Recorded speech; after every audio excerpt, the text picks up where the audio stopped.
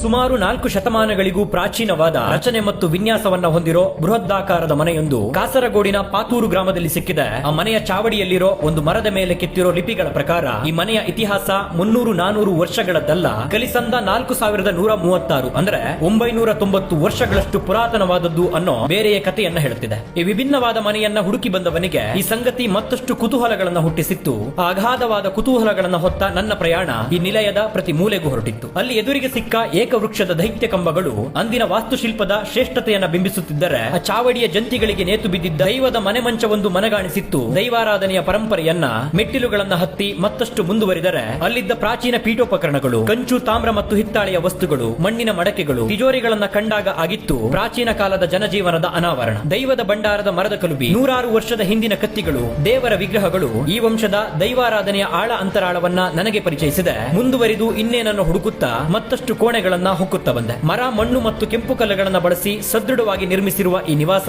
ತಲೆಮಾರುಗಳು ಉರುಳಿದರೂ ಶತಮಾನಗಳು ಹೊರಳಿದರೂ ಇಂದಿಗೂ ಭದ್ರವಾಗಿ ನಿಂತಿದೆ. ಅಂದಿಗೆ ಹುಲ್ಲಿನ ಮೇಲ್ಚಾವಣಿಯನ್ನ ಹೊಂದಿದ್ದ ಈ ಮನೆ ಶಿಥಿಲಾವಸ್ಥೆಗೆ ಸರಿದಾಗಲೆಲ್ಲ ನವೀಕರಣಗೊಳ್ಳುತ್ತಾ ಬಂದಿದೆ. ಈ ಗೃಹದ ಗಾತ್ರ ಇನ್ನಷ್ಟು ಬೃಹದಾಕಾರವಾಗಿತ್ತು. 1980ರ ಹೊತ್ತಿಗೆ ಸಂಪೂರ್ಣ ಜನವಾಸ ನಿಂತ ನಂತರ ಗಾಳಿ ಮಳೆಗಳ ದಾಳಿಗಳಿಂದ ಕೆಲ ಭಾಗಗಳು ನಾಶವಾಗಿ ಹೋಯಿತು. ಅಂದಿಗೆ ಈ ಪ್ರಾಂತ್ಯದ ಪಂಚಾಯಿತಿಗಳು, ಪ್ರಮಾಣಗಳು ನಡೆಯುತ್ತಿದ್ದ ಬಾಕ್ರಬೈಲ್ನ ಧರ್ಮಚಾವಡಿ ಇದು. ಇಂದಿಗೆ ಈ ವಂಶದ 300ಕ್ಕೂ ಹೆಚ್ಚು ಜನ ಅಂದಿನ ಕಟ್ಟುಪಾಡುಗಳನ್ನ, ಆಚರಣೆಗಳನ್ನ ಮುಂದುವರಿಸಿಕೊಂಡು ಬರುತ್ತಿದ್ದಾರೆ ಅನ್ನೋ ವಿಷಯವೇ ವಿಶೇಷವಾದದ್ದು. ಕುತೂಹಲದಲ್ಲೇ ಈ ಮನೆಯ ಪ್ರತಿ ಮೂಲೆಯನ್ನು ಸುತ್ತು ಬಂದು ಇದರ ನಿರ್ಮಾಣ 3-4 ಶತಮಾನದ ಹಿಂದೆ ಆಗಿರಬಹುದೆಂದು ಮನಗಂಡರು ಇದರ ಮೂಲ ಆ ಲಿಪಿಯ ಪ್ರಕಾರವೇ ಸಹಸ್ರಮಾನದಷ್ಟು ಪ್ರಾಚೀನವಿರಬಹುದು ಅನ್ನೋ ಅಸ್ಪಷ್ಟವಾದ ನಿರ್ಧಾರಕ್ಕೆ ಬಂದೆ. 20 ತಲೆಮಾರುಗಳು ಬದುಕಿ ಮರೆಯಾಗಿದೆ ಎನ್ನಲಾಗುವ ಈ ಮನೆಯ ಇತಿಹಾಸದ ಮೇಲೆ ಮತ್ತಷ್ಟು ಪ್ರಶ್ನೆಗಳನ್ನೇ ಹೊತ್ತು ಮರಳಿದೆ. ಪುರಾತನ ಮನೆಗಳು ಕೇವಲ ಕಟ್ಟಡಗಳಲ್ಲ, ಅಂದಿನ ಕಲೆ ಸಂಸ್ಕೃತಿ ಜನಜೀವನವನ್ನ ಬಿತ್ತರಿಸುತ್ತವೆ. ಅದೆಷ್ಟೋ ಜೀವಗಳ ಆಶ್ರಯ ತಾಣವಾಗಿರುತ್ತವೆ. ಮತ್ತೆಷ್ಟೋ ಜನನ ಮರಣಗಳಿಗೆ, ಆ ಗೃಹವಾಸಿಗಳ ನೋವು ನಲಿವುಗಳಿಗೆ ಮೂಕ ಸಾಕ್ಷಿಯಾಗಿರುತ್ತೆ. ಬೆಂಬಲವಿರಲಿ, ಈ ರೀತಿಯ ಪ್ರಾಚೀನ ಮನೆಗಳ ಕಥೆಗಳನ್ನ ಬೆನ್ನು ಹತ್ತಿ ಹೊರಡೋ ನನ್ನ ಪ್ರಯಾಣ